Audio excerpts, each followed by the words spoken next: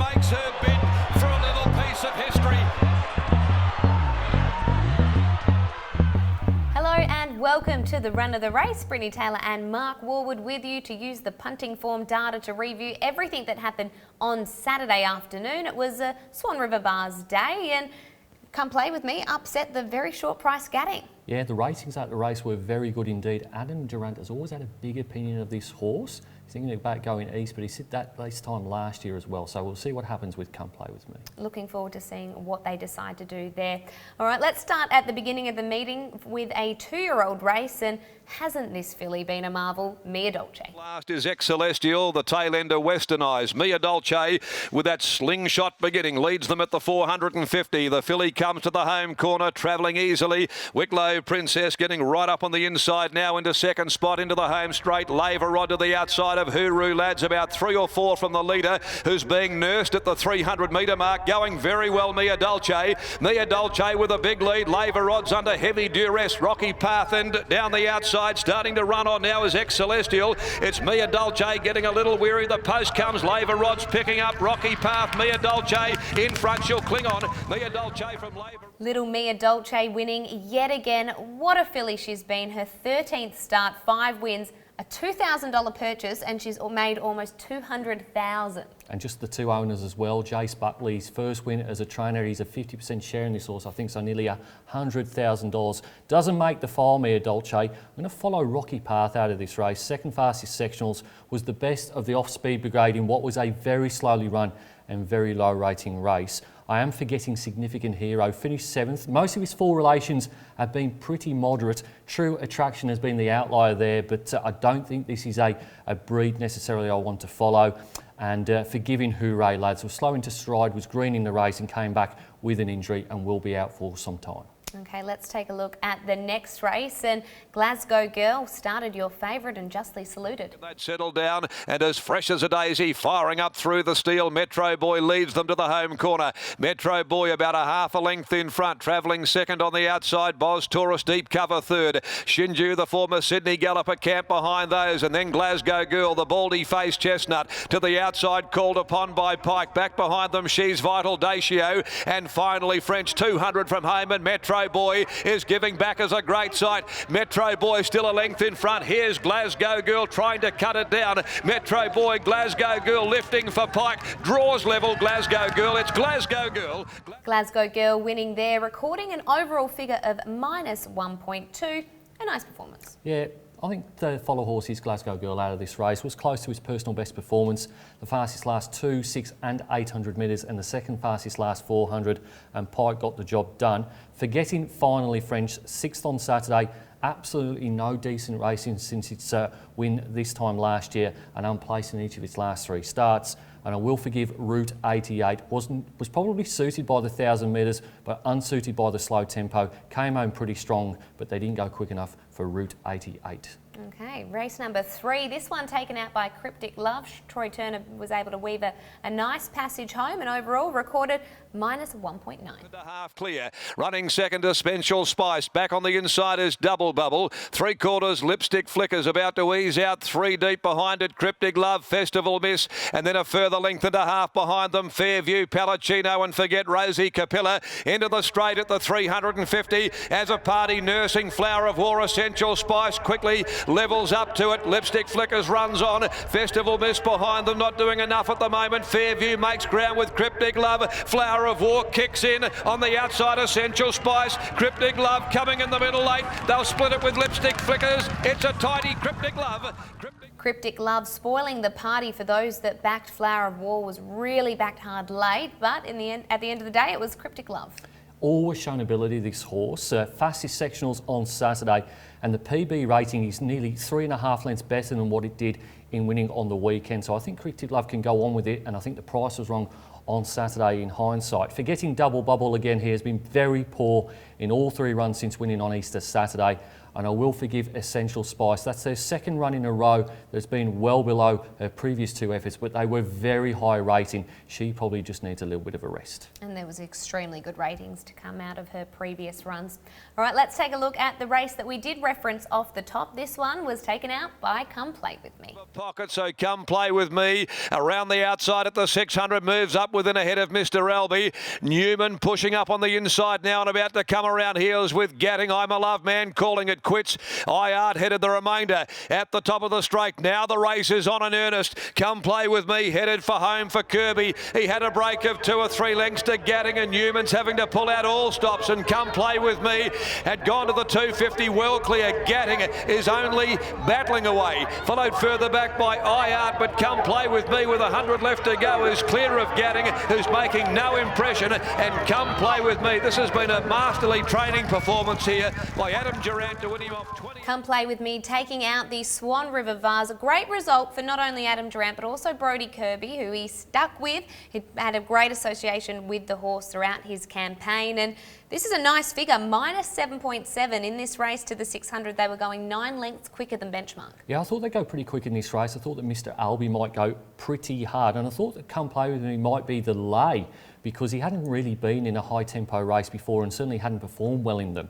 But he proved me wrong on Saturday. PB racing by nearly 3 lengths, fastest sectionals, including the fastest splits from the 6 to the 4, the 4 to the 2 and the 2 to the post. It was a very good performance, and Adam's always had an opinion about this horse. You could forget a few out this race. I'll pick on Inject the Venom. Has only beaten 1 horse in each of its last 3 starts since winning the Kalgoorlie Cup. Has got a higher handicap racing than most of the others that went around. And I will forgive Gatting. The blinkers came off for the first time since the Perth Cup, in which he finished 5th, and he was 3 lengths off his Hyperion Stakes rating. And they said they'll reinstate those blinkers as well, so it'll be interesting to see if Gatting bounces back once the shades are back on. Perhaps he's better with them. All right, that is a look at the first half of the meeting. We'll take a quick break, and on the other side, we'll have a look at the back half.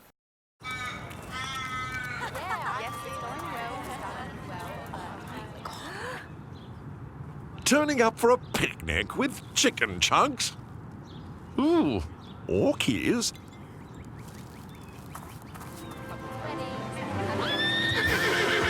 Turning up for a picnic on a horse? Ooh, delightful! Life's better with horses. See you at the races. Welcome back to the run of the race, where we are up to race number 5, and this one they went a nice speed, 3 lengths better than benchmark to the 600, and ultimately it was Fred Dagg the victor. Bushfire Blonde being trailed then by Maribel. Salamart coming off the bridle into the corner, coming around about 6 lengths from the leader at the top of the home straight with Vintage Stock behind it. Distant Trilogy is next over on the outside. Nordic King's lost ground. Sariska sticks close towards the rail, and Fred Dagg is further back in the field when they went by the 300. Recharger still with a nice lead. Recharger by 2, Misty Lad. Mankind now being popped the question. Down the outside, here comes Fred Dagg with his run coming around, and Distant Trilogy. Wide out Fred Dagg. Distant Trilogy have swept up. Fred Dagg hit the front from Distant Trilogy. They'll split it, locked together, nothing in it. Distant Trilogy. Fred Dagg has been building into the preparation really nicely, and on Saturday it was his day. Who makes the files, Mark?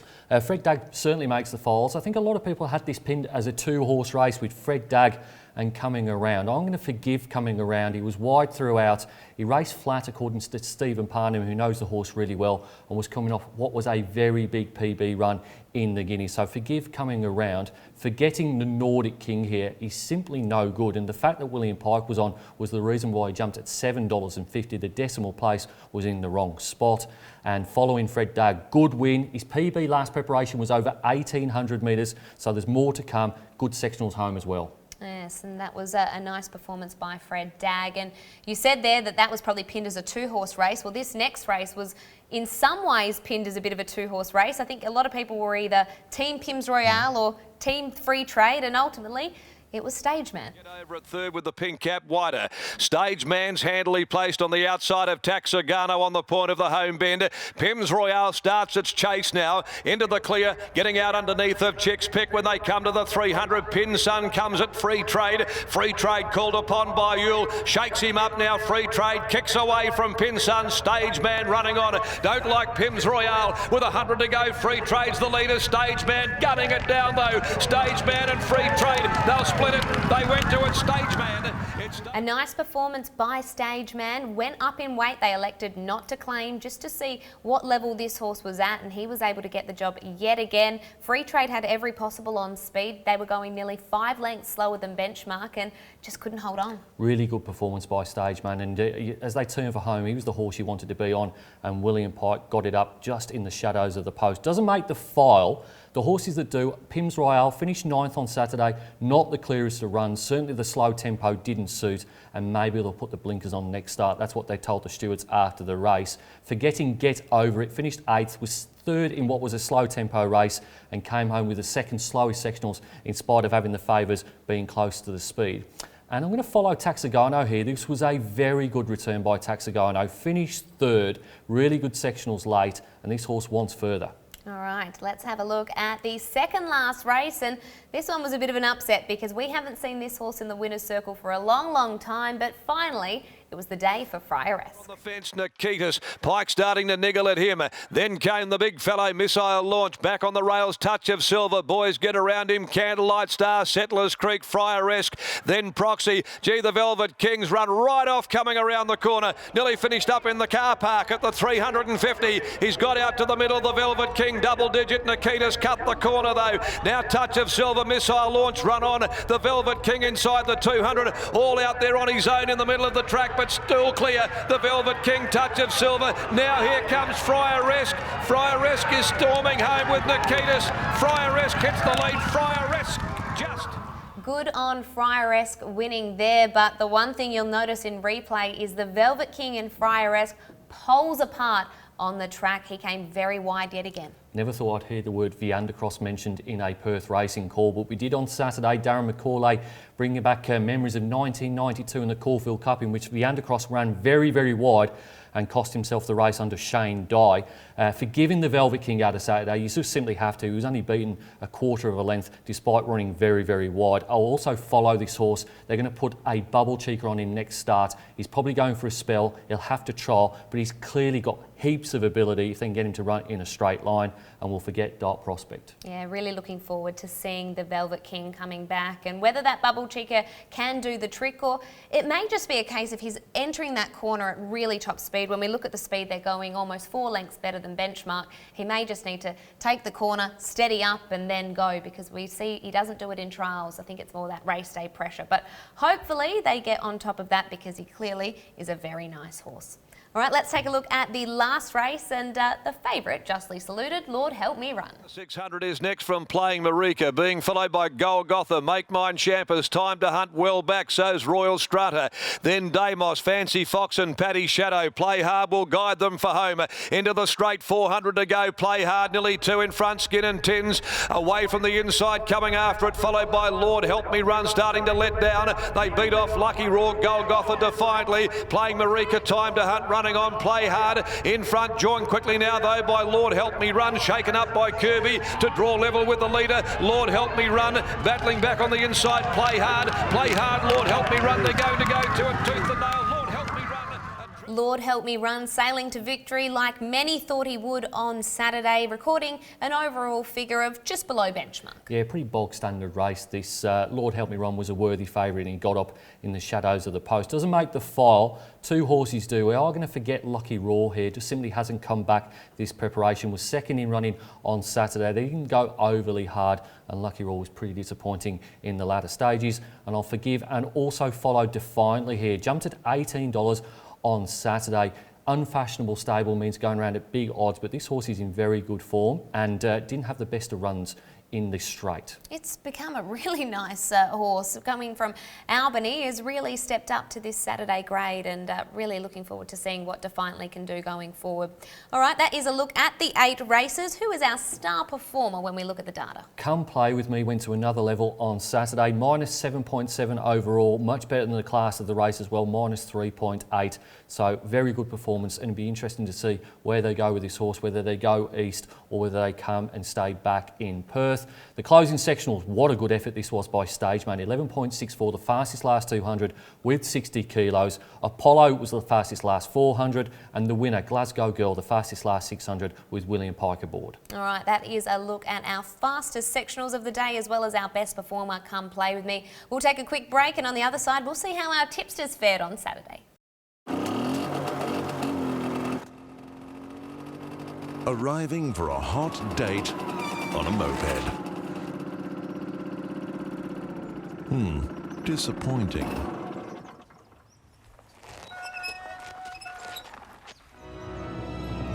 Arriving for a hot date on a horse?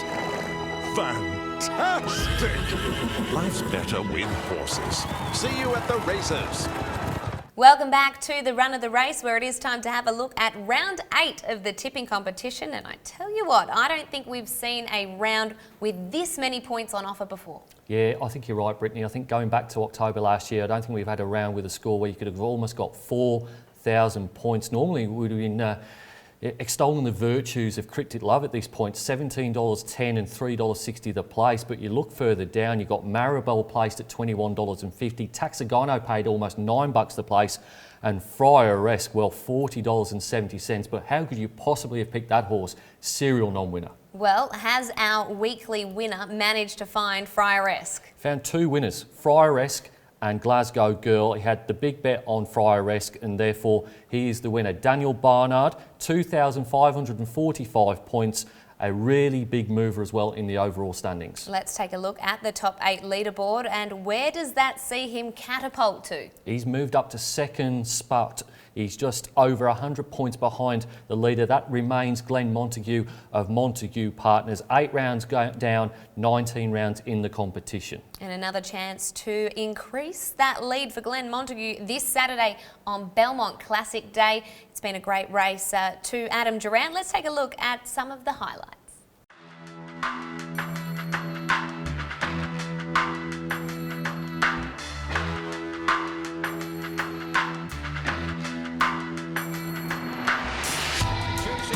But Ros Martini halfway down the running at the 200, still clear. Senzo starting to run on. Juicing Carrots and Jatumi are beginning to finish full of running. Ros Martini the leader. Senzo picking it up, but Ros Martini fights. Senzo keeps coming, but she's done it again. Ros Martini.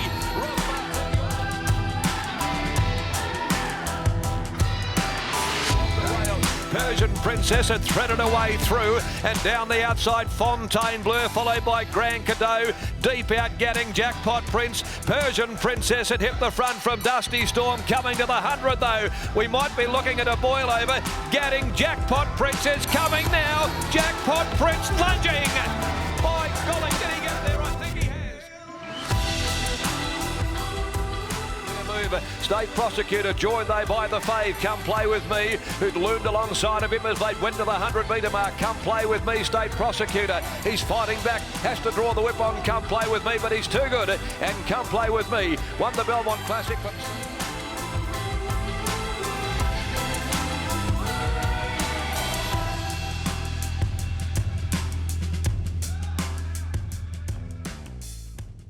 There's the last 3 editions of the Belmont Classic, and you would have to think that this weekend the Cerise and White could very well be saluting.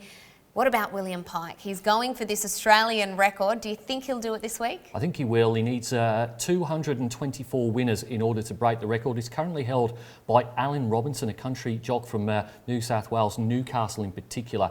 Pikey was on 220 after Saturday, so he needs another 4 winners. Surely he gets it before the end of Saturday's meeting. Oh, well, I can't wait. We are counting down to see if Pikey, our very own from WA, can break that Australian record. Be sure to be watching the races on each occasion, because every ride he has, I think he has a major, major chance of breaking that record. All right, that is it from us here on the Run of the Race for another week. We'll join you next week. Thanks for watching. She makes her bid for a little piece of history.